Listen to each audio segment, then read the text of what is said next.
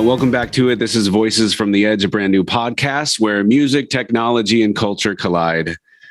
It's a working thing. But again, welcome. My name's Mookie, the program director and midday host of the independent 88.5 FM here in Southern California, along with Ivor Weiner, a doctor in the field of special education. Does that pretty much cover it all? That is it, yes. David Boynes is a expert in humanities, or I should say sociology, which basically encompasses everything. It does. It does. Sociologists know absolutely everything. Just ask one. I know it. Also, we've got Izzy, the artist currently known as Izzy, is in the room. She is a CSUN student in civil engineering and the glue that keeps this whole podcast together. Izzy, it's been quite some time. How are you today? I'm doing well. Ready for the weekend. Yeah, me too. As we tape this, it's actually Friday. So our guest today is Dr. Jennifer Vargas Pemberton, a member of CSUN's Department of Educational Psychology and Counseling in the Marriage and Therapy Program. 25 years plus experience in trauma, PTSD, crisis management. Your work has been published. Various articles are out there people could find. You've contributed to book chapters and so many other things. It's amazing to have you today. Thanks for joining us. Thank you for having me. I'm excited to be here. So we got a bunch of doctors in the room, and then it's me and Izzy. Well, Jennifer's a real doctor. Let me tell you that the folks in educational psychology and counseling, they're the smart ones. Oh, I forgot about the sociologist. I once had a appendix removed by a sociologist, and it was great. We did a great job. So. Yep, but sociologists are smart enough to know that the folks in special ed and education are the real deal. Can we get your microphone a bit louder, David? Is that something you could control on your end? Or maybe on mute, David? No, we want to hear him. Am I better? Yeah, you sound pretty good. All right. Jennifer, what are you working on these days, generally? Getting ready for the fall semester is one thing. We start on Monday, so I'm excited about teaching classes. I'm in the middle of starting a grant because we have a campus care advocate program at CSUN that we're writing a grant to renew that program. So getting ready to work on that. And other than that, finishing my summer and looking forward to teaching. Jennifer, you mentioned campus care advocates. Yeah. Tell us something about that. So CSUN has a campus care advocate program where we've expanded the program. It started with one campus care advocate. Now we have three. And it's a trauma-informed program for faculty, students, and staff. And the advocates provide individual treatment, group treatment across campus. They do advocacy, education, and prevention. So they'll go out and do trainings at the residential housing. They'll do trainings with the athletes. We have a half-time campus police officer that works with our advocates. If somebody needs, if there's an immediate crisis, we need to make a report. They'll do accompaniments to Title IX. They'll go and help do accompaniments to police stations if reports need to be made. So it's a wonderful program, and it provides a lot of services for our campus. And I have, it's a Strength United program. Strength United is our CSUN chartered center, and it's the community outpatient treatment for trauma services.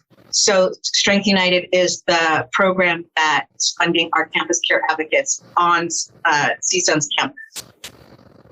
And I supervise the clinical cases. So you're saying the general public could walk in and get some treatment?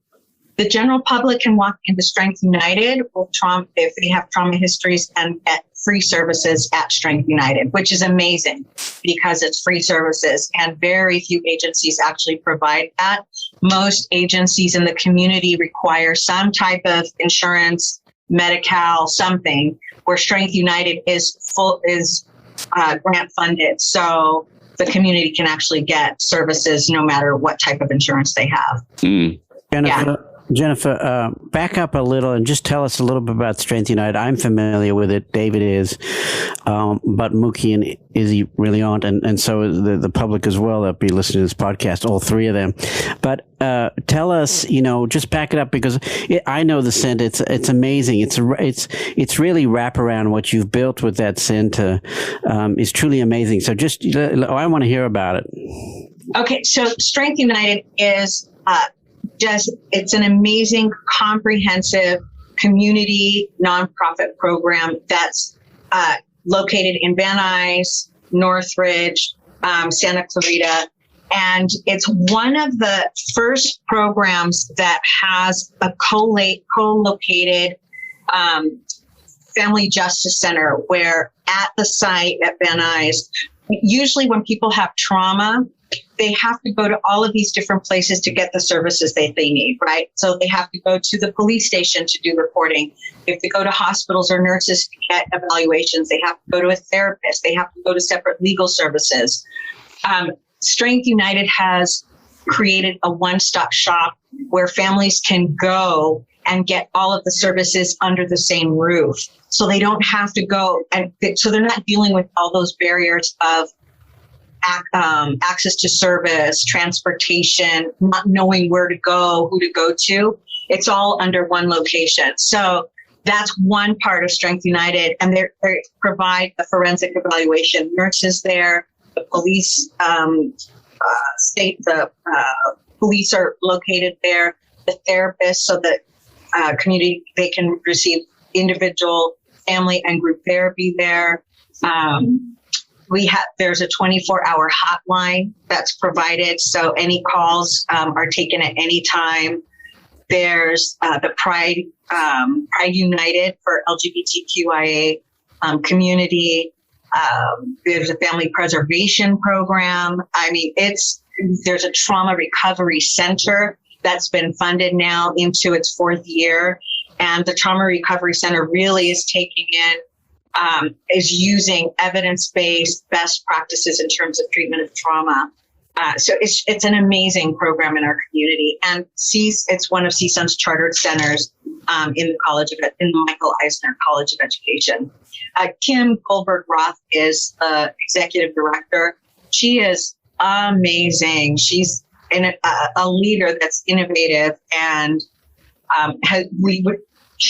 the Strength United was just awarded Nonprofit of the Year, and just received over $1 million from the state because of the services that they're providing. So I'm so proud to be even linked with Strength United.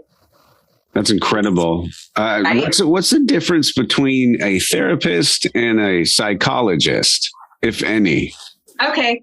Well, there's some difference for sure in terms of the roles that we take. So, when you get your master's degree, you're able to do therapy. Psychologists can also do therapy. A psychologist is somebody who went on and got either a PhD or a PsyD, so they got their doctorate degree.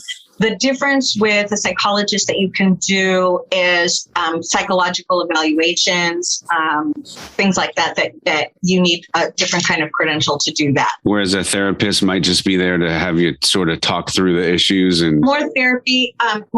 Psychologists do therapy as well. So we do a lot of crossover in terms of the roles that we take.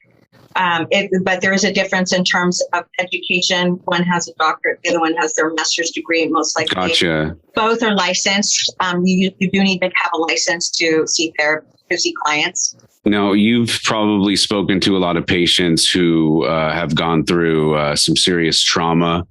Yes. Do you recommend just the average Joe or the average person who might be perfectly healthy and fine? Do you recommend seeing a therapist as a good general practice? Absolutely. One of the things that we're moving away from is the stigma of mental health, right? We are really looking, when you go and see a physician for health issues, there's really not necessarily a stigma to that. Where mental health has always had this kind of stigma, you don't want to tell people you're in therapy. Where therapy is so helpful in terms of just learning about yourself. And you don't have to necessarily have a mental health disorder, a full diagnosis to see a therapist. You could see a therapist for guidance and insight and interpersonal growth. And for mental health issues, therapy is like going to see if you have a physical health issue, you're going to see a physician. If you have a mental health issue, you absolutely should see a therapist. Absolutely. It's part of being a human being, right? Comprehensive health and well-being means mental health, physical health, spiritual health, every kind of well-being, that you could think of, in financial health, academic health, social health. You want to do what you need to do to have a healthy kind of life.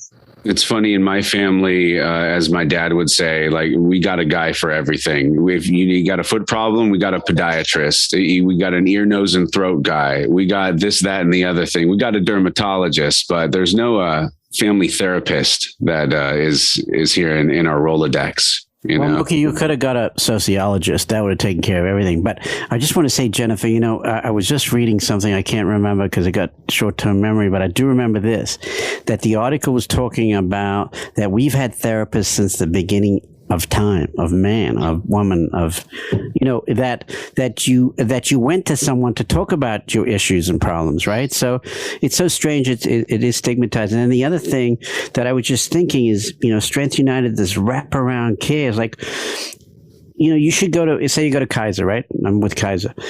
Then in that doctor's office, physician should be on the same floor, a therapist, right? It should be right. A chiropractor, should be whatever to address the health instead of going from this building because that is stigmatizing, right? So I just thought of that, but we should see what the sociologist has to say.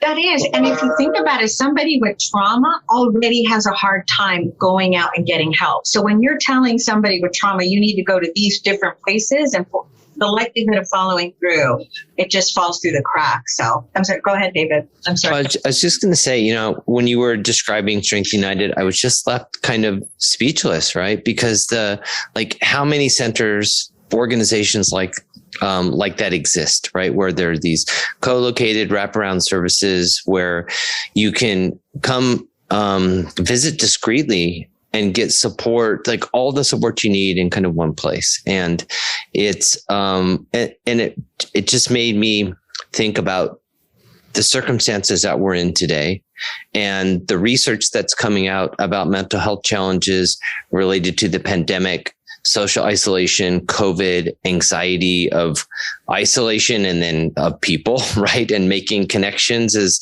vaccination rates grow and, restrictions lessen. And it just seems like an organization like Strength United is so much more important. And that is a model for how we should be doing things just across the board. And that these kind of services need to be available in a much more widespread way if the rates of kind of mental health challenges are really growing in the way that they're being reported. Mm-hmm. Is this basically the first of its kind? Is there another organization who you kind of looked at and sort of followed suit? There are other organizations. We are the organization for the Valley. So in Los Angeles County, we're the organization right. with this co-located program. I mean, I think they've tried those. I think they've tried the models. There's like an innovative center in Israel and Italy where it's just this, you walk into this building and it's, they have, navigators that take you from one, that help you go from one place to another, and everything is located in that building, right? But, I think USC tried something with individuals with autism. They wanted to have a barber shop and a dentist and, just everything there that the parents would need. And, something like that. I don't know if if they followed through. I don't think they did, but it takes a lot of money, and it really takes some disruptive thinking because, bureaucrats really like everything in their box, in their place. And when you start talking about now, we got to open it up and make it more accessible and, do some things out of the box, I think you get a lot of resistance. But I was going to ask Jennifer one thing, because I think that when you use the word trauma, it's really misunderstood, or people have this really really this notion that it's something really terrible happened to you, but that is true. But trauma is so much more broad. So maybe you can just enlighten us on that. That'd be great. Well, trauma is, there's a formal definition for trauma, but if you look at trauma, it's any experience that can be perceived as threatening, frightening, and in some way impacts the person's functioning, whether it's social functioning, physical functioning, mental health functioning, academic functioning, spiritual functioning, whatever that is, that experience of either being physically hurt or witnessing it or being threatened by it makes our bodies, it disrupts our bodies in one way or another.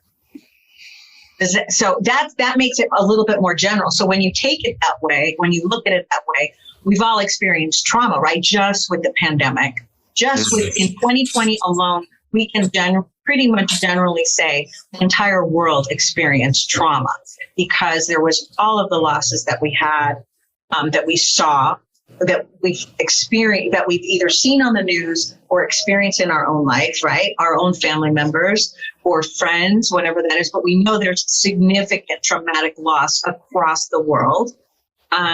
The social media that we saw in terms of the murder that was just shown over and over and over again live, we saw that. There's so much about 2020 that is considered traumatic. So for all of us, not that all of us have PTSD, but all of us have been affected in one way or another, right? Yeah. So trauma doesn't mean PTSD. No, actually, when people experience trauma, I think the numbers, I shouldn't quote the numbers. There's a certain percentage of people that actually go into having PTSD. PTSD is more of a formal diagnosis. It's post-traumatic stress disorder. So we can all experience the same trauma, but maybe one or two of us will have PTSD from it. Wow. And PTSD is like, it's a diagnosis where you have flashbacks, intrusive memories, sleep issues, anxiety, fear. It's an actual diagnosis. And because you have PTSD, your functioning is impaired either through work or emotion or social or whatever it is, so that you meet the diagnostic criteria. Does that make sense? It does, yeah. Yeah. So I just want to clarify. So PTSD is someone who experienced a traumatic experience and maybe is experiencing the effects of that long term. It doesn't even have to be long term, but from the trauma, they developed this mental health issue called PTSD, and it's impairing functioning. So it's a formal diagnosis. Like we are all sad, but we have all experienced sadness. It doesn't mean we all have depression, right? It's that level of difference. It's a diagnosis then when you talk about PTSD. Got it. Even before the pandemic and, last summer with all the craziness with what's going on in the political climate, I feel like there was a big boom in sort of mental health awareness and the industry surrounding that. Is it just me, or has it been the past sort of, I guess, less than a decade? Everybody's talking about mental health. Yep, absolutely. And self-care, right?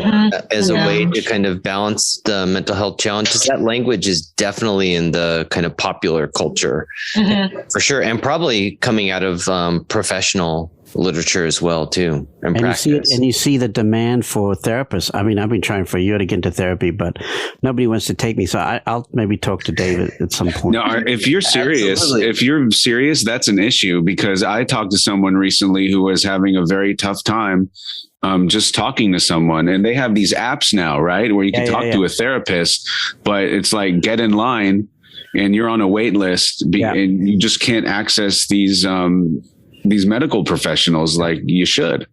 sorry, Milky, I'm being facetious about a very serious topic, but there is there are waiting lists. Marriage family therapists, psychologists are saying we can't. I've got waiting lists. I'm turning people away. Right. I mean, in today's world, we're turning people away is crazy. It really is. Yeah. I just think it's really interesting that you mentioned that in the past decade, like there's like a rise in these topics. My sister and I were having a conversation this week because we have a younger sister. She's in 4th grade.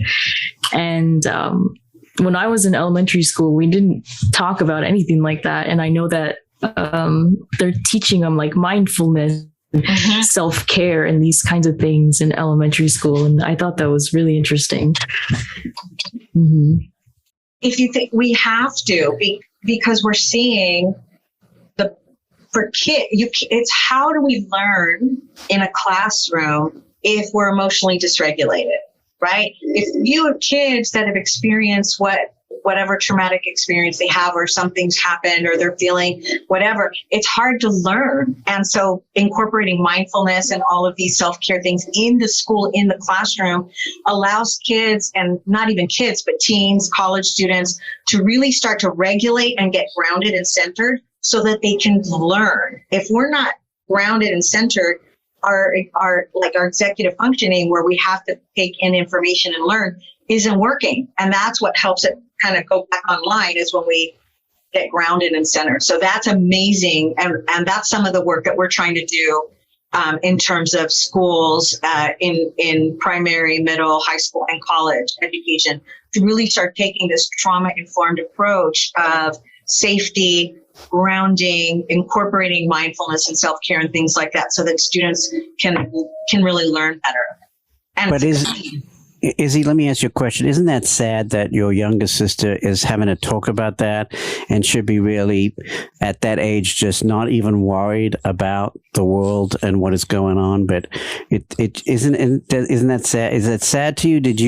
You said you never thought about these things, but one of the things that I didn't grow up, and I know David didn't, maybe Mookie did, was school shootings. So your generation experienced that. That's very traumatic, wasn't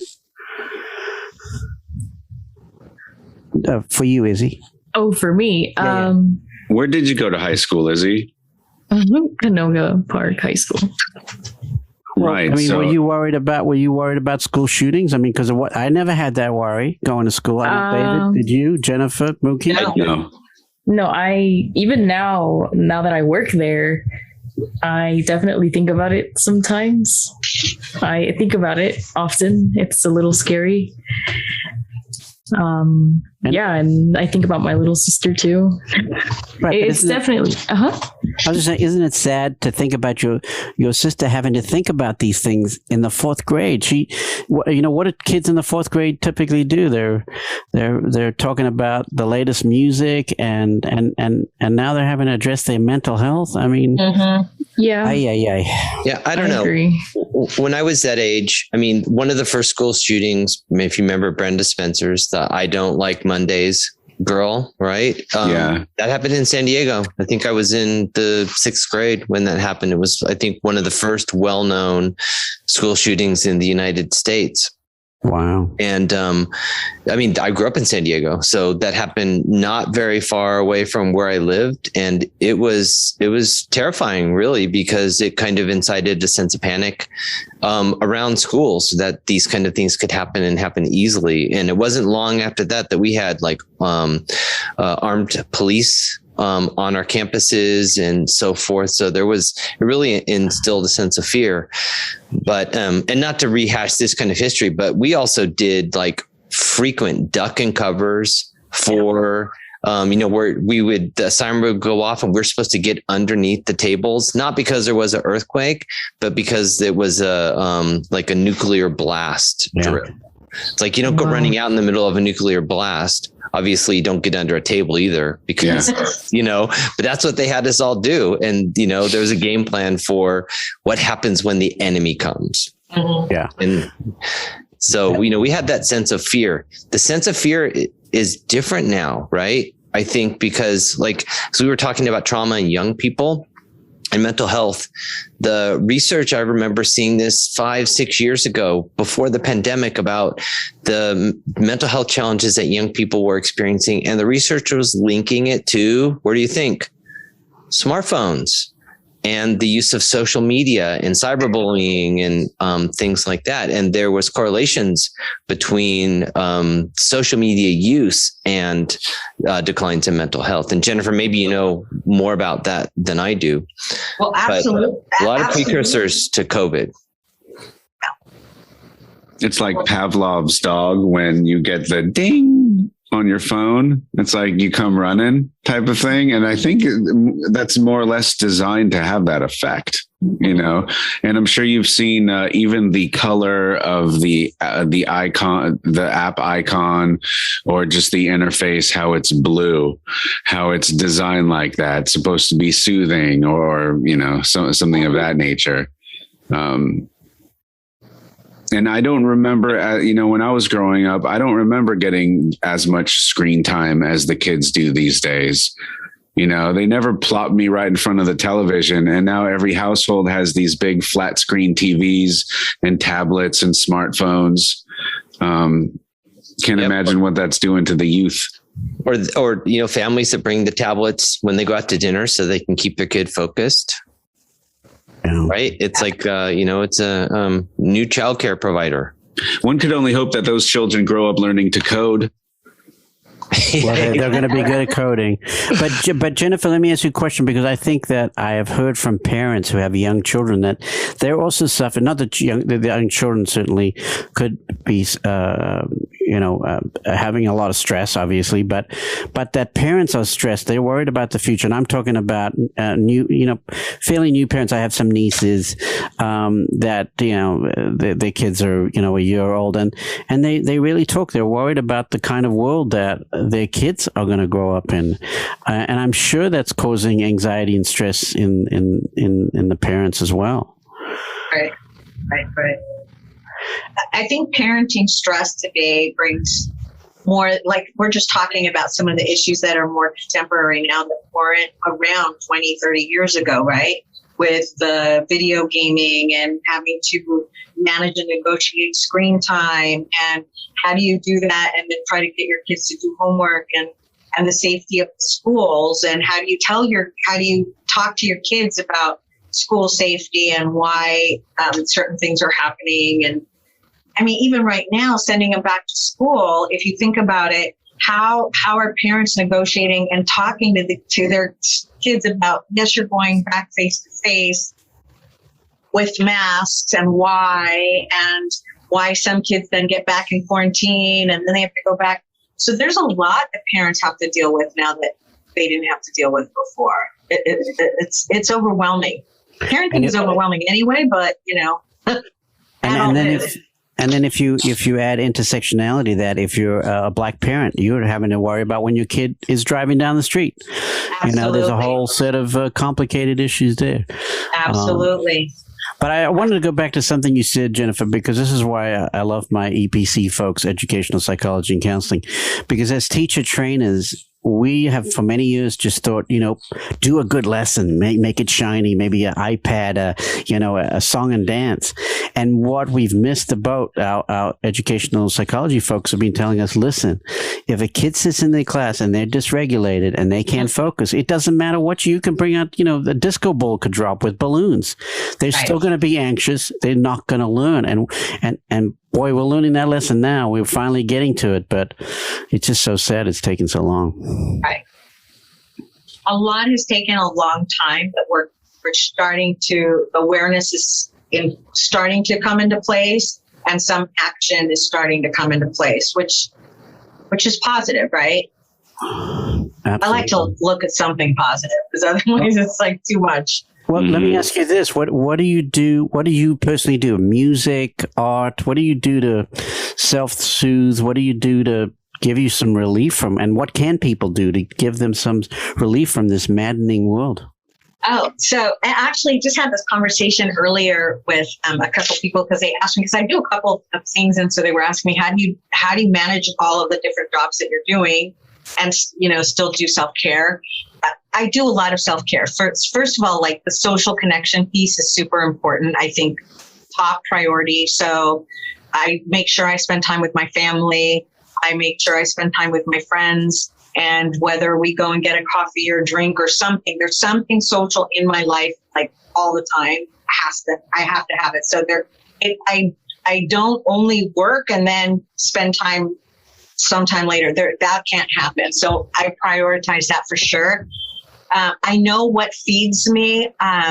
So walking my dogs, it can be simple. Exercising is super important, as often as possible throughout the week, at least 20 minutes, whatever that is, walking, treadmill, weight, whatever that is, but some kind of exercise.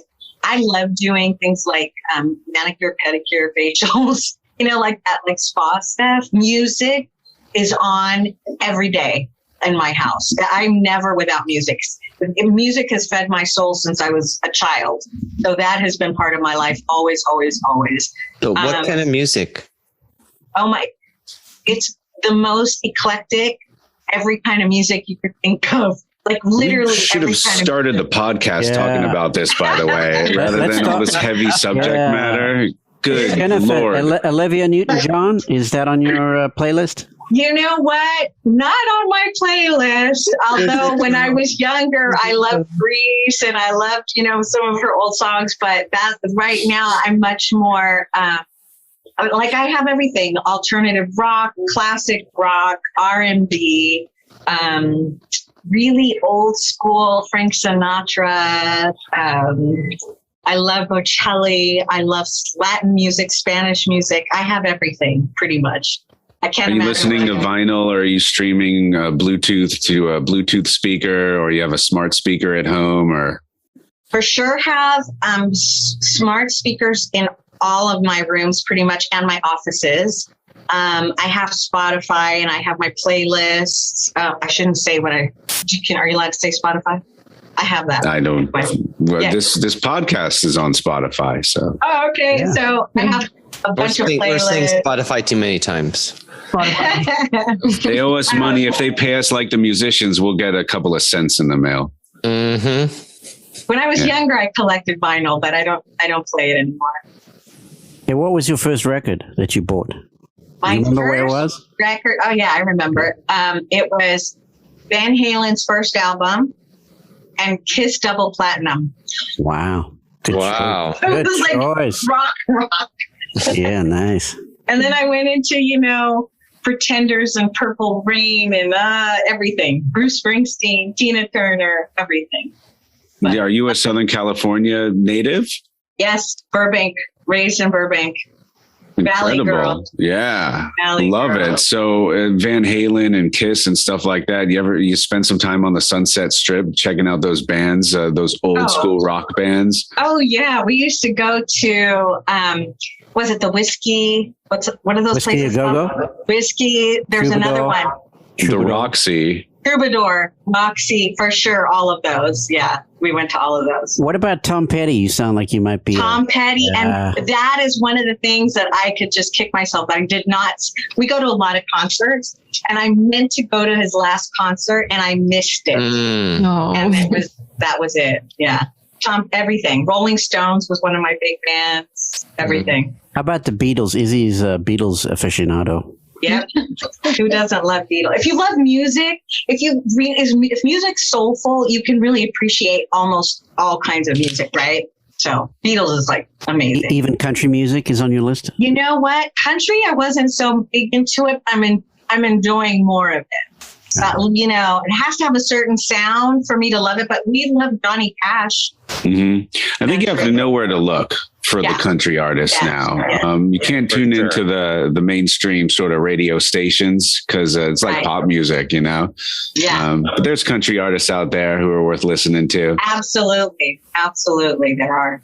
Yeah. It sounds like music is a part of everybody's life here in this Zoom room on this podcast. Yeah. For sure. What any songs kind of tickling your fancy these days?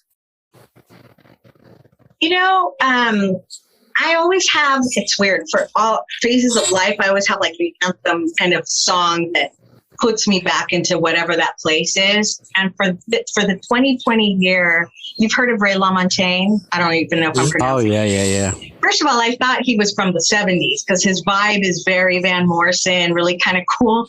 I didn't realize he was a young guy and he's from like today. But he has this beautiful kind of soulful, slow, hopeful song called We'll Make It Through. And that was like my anthem-y kind of song for 2020. Oh, no kidding. Wow. Yeah. It's a beautiful song. Really kind of just slow and positive and soulful. Yeah. But Ray's pretty dark. I'm surprised by that song. He's pretty dark. But, I don't know about you, Jennifer, but if something's dark, like I like to go see a really dark movie and I walk out of there and go, life's not so bad. Oh, those lyrics. Oh, really? Yeah, I'm one of those people. It makes you think that your life isn't that Just bad. puts it all in perspective. Yeah, Yeah. It's the Jerry Springer show, right? Yeah. It made you feel good about yourself after. Oh, yeah. The last Ray LaMontagne single, I guess, off his last album, which I think was called Monovision or Monophone or something like that. The song was called Strong Enough, and it sounded a lot like CCR. Like it was a rock song from Ray LaMontagne. Yeah, he's got a rock vibe. Yes. So I've heard his music for a while. Years ago, we did a sort of meet and greet with him and some radio station listeners backstage at the open air theater in San Diego. David, I don't know if that was around when you were there. Oh, yeah. Been there many times. Right, on the San Diego State campus. Yep.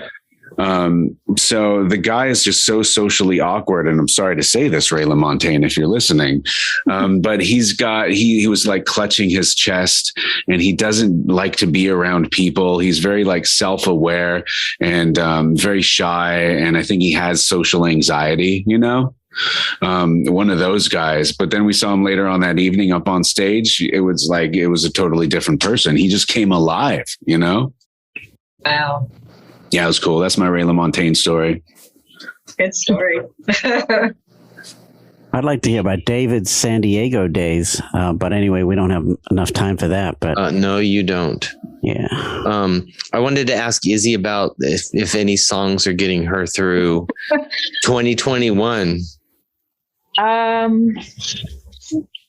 Honestly, recently I've been listening to not a lot, but some of what is new, which is not something I usually do. So I've been listening to a lot of Bruno Mars and The Weeknd still. That's what I've been listening to. And I was going to the gym a lot this summer, and they play a lot of old music there too. I hear Olivia Newton-John, and I think of David every time. That's really old. It's really old. They used to play that on one of those things that had a big, they call them a gramophone, I think. Hey, Izzy, I had a question for you because I'm really interested in this, if you don't mind. What's the game plan? What's the going back to school plan? What do you do? You start cleaning out closets, start buying pencils, textbooks. What's the plan here? Do you have a game plan? Do you have a ritual, something you do or no? Yep, going to the spa. The spa? My wish. No, I don't have any plans. I've been busy. Usually I would go back to school shopping, but since everything's online, I don't really need to buy much. And I'm just interested. Do you dust off the computer? Do you clean it? I mean, is there a ritual for you? But it sounds like you just show up Monday night or Monday morning in a Zoom. Ready to go. Dr. Pemberton has said that it's really important to be social. Izzy, do you have people to socialize with? Not too many. Either do I. Many. You guys are my only friends. Oh, we're on it. That's good. Yeah. That's enough. That's enough. No, I do like podcast more frequently so we can see you. Honestly, you should. I like to socialize. It's hard for me. I want to socialize, but the thought of leaving my house is too much. Yeah, so let's come back to trauma. That could be traumatic or traumatic reaction. Sure, why not? What do you think, Jennifer? And I don't want to talk about Izzy's trauma unless Izzy wants to talk about Izzy's trauma. Yeah. But I did have a question along these lines, Jennifer. How do you know? Like you said, we've all experienced some trauma, and how do we know? How do we know? The nature of our trauma? How, if we've experienced trauma, how do we put ourselves in a category? We've been doing this for such a long time. It's like I walk out of the house, I feel like sometimes I'm in a totally different world, right? And it never has been like that before. Right. Right. And so I think that our world, like the water that we swim in, the air we breathe, could be trauma filled in a way that we're just not aware. How do we know? I heard you ask, like, how do we know if, I think if you're feeling different, if you're feeling like you're not sleeping, if you're anxious all the time, those are kind of the flags of, you need to do something to start kind of helping yourself somehow. If you're not eating the same, whether it's more or less, sleeping more or less or not at all, not able to work, overly tired, and just not able to do the things that you need to do, or wanting to connect, not because there's not somebody there, just because you're isolating yourself even more, right? Those are some of the things to think about. Do you feel like your studies are like a refuge? Like, do you just go in and sort of focus, and like that's sort of your comfort zone? I feel like it used to be that way, but now, no, no, not anymore. I find that because I have so little time, they told us to stay at home and quarantine. So I started doing that. And then my wife started doing that. And then we pulled our toddler out of daycare. So we've all been home together. And I feel like the only me time that I really get is when I could sit in front of the computer and do work, which is, it sounds terrible. But there's not a lot of time to exercise or socialize. It isn't even safe to see other people, in the same room. So it's been so difficult, that's why I think I wanted to come to you, Dr. Pemberton, to try to get more tips. But I think what you just said is something that I already knew. I just got to find the time to do it. Right. I guess I have vacation days stacked up. Yeah. So taking a few days off will probably go a long way. Vacation days are great, but even little tiny things for people, if you can't get out of the house and there's people around, finding a private space or waking up before and having like your own time of your own cup of coffee by yourself, right? If you're craving that space and needing to be alone, but figuring out ways to kind of put them in, because not everyone can take a vacation, right? And you want to put in simple things into your life that can be helpful. Just putting on some headphones and listening to music kind of drowns everyone out and can put you in your own private space. Mm-hmm. So, really looking for simple things that you can do and incorporate. I hear you.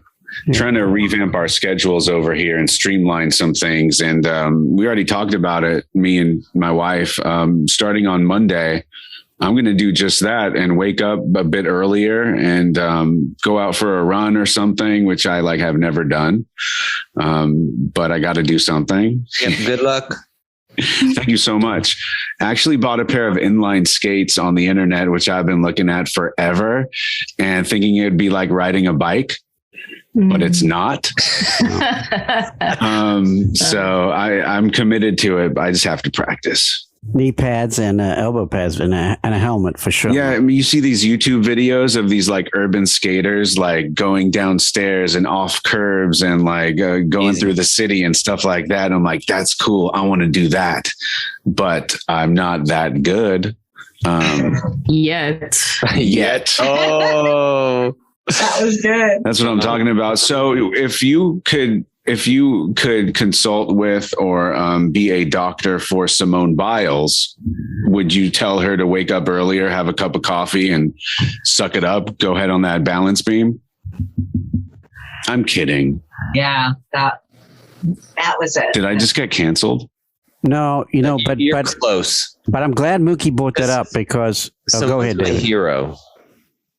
She's not a sociologist, but she's amazing. I mean, talk about courage, right? And to step away from from the limelight and this kind of, I don't know, I'm going to say once in a lifetime opportunity, but even though she'd done it before, but to really kind of make history, because she needed to take care of herself, that took a lot of courage and in the public spotlight worldwide. Yeah, but did you notice the reaction to that was suck it up? I know. That's what I heard growing up from my parents. I'm embarrassed. Don't be silly. We all heard that. I'm embarrassed for all those people. Yeah. And you know what? After a while, that message is really strong. So sometimes I find, I really have to practice empathy with my own daughter, Layla. And sometimes I find myself wanting to say, just suck it out, push through. And it's like, that is so ingrained in so many people. So that's why I wanted to ask Jennifer, I hear this, people are anxious to get back to work, corporations, the universities all opening up. And I feel like what administrators are saying, and, CSUN or wherever, Facebook or whatever, are really communicating, just suck it up, just push through. And I think it's so detrimental, right? What can people do? What can employees do for their employees to make them feel less traumatized? Less anxious. But first, your take on Simone Biles. Yeah, because I do want to respond. I echo what David said.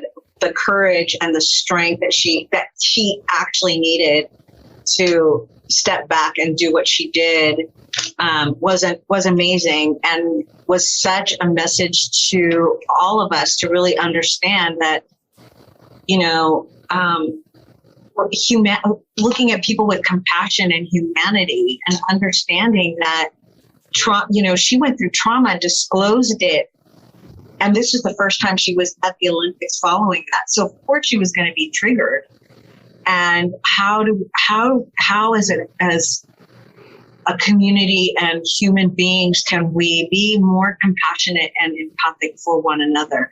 And again, it's using that trauma-informed language of, no, you don't suck it up. There's reasons why people are saying they can't do certain things, or they're struggling with certain things, and challenged with working or school or whatever. And it's really trying to help gain this awareness of that we need to do things a little bit different. We need to do things to help. You're talking about what can employers do for employees as they're coming back into the workplace. Well, trauma, SAMHSA has this framework of these 6 principles of trauma-informed work, and part of it starts with safety and trust. Those are 2 of the principles. How do you create a sense of safety for anybody you're working with or trying to help, and a sense of trust so that they can then come in and do what they need to do and not just say, suck it up. It's let's talk about what's going on for you. What are your concerns? How do we address them? What do we need to do differently to help people move forward? I keep hearing people say the pandemic is over. What?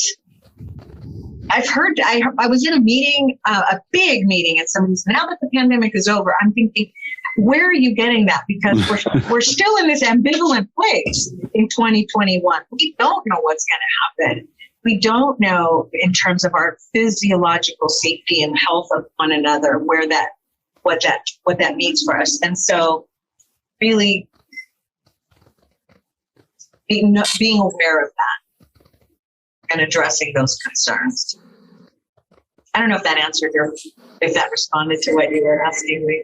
No, that's sage wisdom there, because I just feel that there's just a general feeling out there that trauma isn't the classic notion of trauma. It has to be something really severe, totally misunderstood, and then also to be a person that has experienced trauma, to hear someone just say, "Suck it up." Go, push through, without any empathy. It brings more shame and guilt, I think, so.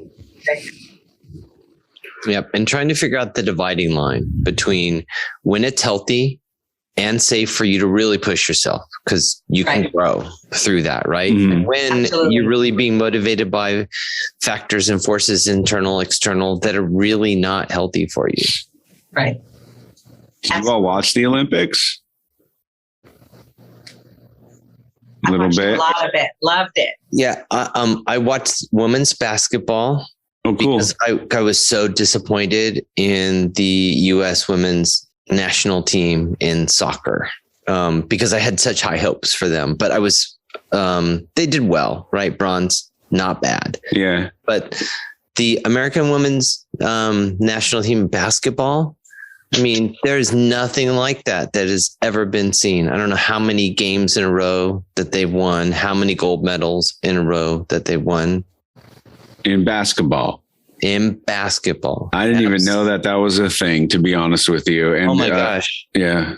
Yeah. I mean, the women and American women, they dominated at the Olympics this year. It was really incredible. You got to give the women's basketball team some viewing.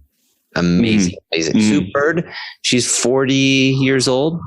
Yeah. I think her fifth Olympic gold medal. My goodness. Yeah, incredible. I gave up TV during the pandemic because it was triggering me, but I do watch YouTube. And the thing that I didn't see much of the Olympics, but these ping pong players. Did anybody watch the ping pong players? No. Wait, no, I don't think that was on primetime NBC. Well, I think it's an Olympic sport. It looked like it. I don't know, but it's amazing. But anyway, or just general YouTube ping pong players. Yeah, go check them out. I'm telling you, yeah. Forrest Gump is a good ping pong player. The Olympics felt like there was finally something really inspiring to watch. These athletes and even the commercials were inspiring. So that's what I love that. And just seeing how much their commitment and what they go through to be at the Olympics, I felt like it was positive and we needed something positive. Love the skateboarding and the surfing. That's fine. That's in the Olympics. Cool. Yeah. That's totally fun. So I also watched I know Izzy watched the beer pong as well, the beer pong Olympics. And that was some interesting stuff. The cornhole Olympics as well, too. Yep. Horseshoe. Yeah. Cornhole in the Olympics might be coming. I heard that. I might have a shot at being an Olympian. It's a lot of serious hardcore training.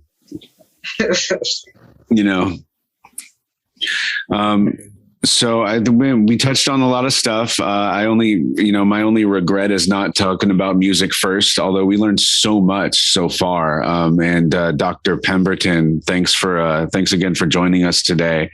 You're a wealth of knowledge and just an easy person to talk to.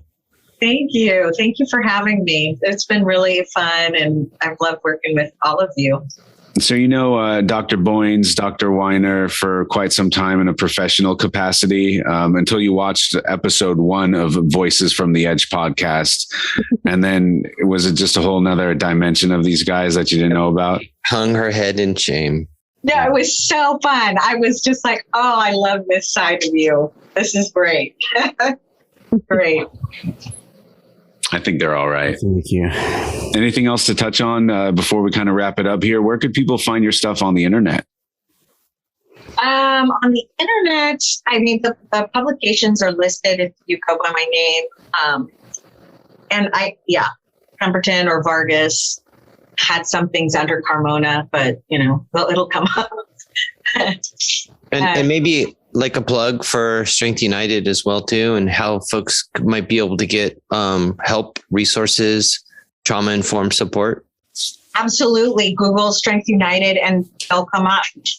You'll get all the information. All the phone numbers are in there. They have a lot of social media postings. 24-hour hotline support. 24-hour hotline support. Wow, fabulous. Those folks are social justice warriors, man. I don't think they ever sleep. They just amazing. Yeah. And David, this Strength United is in the college, the Michael D. Eisner College of Education. Just thought I would plug that right there. I know. I'm reminded that I got the wrong degree many, many times a day. No, you just in the wrong college. That's all. We'll take you, David. You can come over. Well, sociologists can do pretty much everything. Just saying. Can we talk about that next time? The fields of study that one could go in, or whatever, doing what you do. I mean, I'll most probably, if David's going to have a lot of time on that, I'll stay that one out. You guys can have that conversation because it'll just be, 2 hours of sociology. So, I mean, like, what's under the umbrella of sociology? Everything. I mean, Ivor, you keep talking about that it is everything. So I'm curious. David can rebuild engines. He can perform knee operations. It's just an amazing field. Yeah. It is, and we're going to get off topic a bit because this is the topic for another episode, but the founding father of sociology, Auguste Comte, he, a Frenchman, he called sociology the queen of all sciences. And so, and he wasn't anticipating there being a king.